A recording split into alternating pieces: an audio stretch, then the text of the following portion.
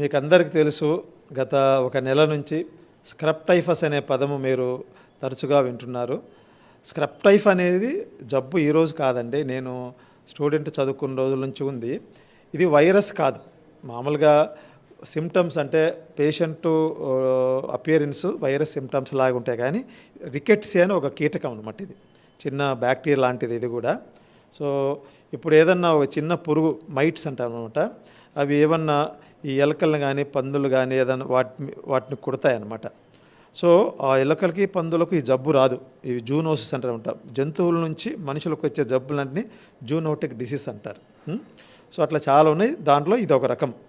So ఆ ఎలుకకు కానీ ఉన్నది రక్తము, అది పీల్చుకొని అది వచ్చి మనుషుల్ని కుడితే అది మనలో ఆ రక్తం మనలో వచ్చిన తర్వాత మనుషులకు మామూలుగా ఫీవర్తో వస్తారు. జ్వరం కానీ, ఒళ్ళు నొప్పులు కానీ, దగ్గు కానీ, సివియర్ కేసుల్లో లంగ్స్ ఇన్ఫెక్షన్ వచ్చి ప్రమాదమయ్యే అవకాశం ఉందన్నమాట.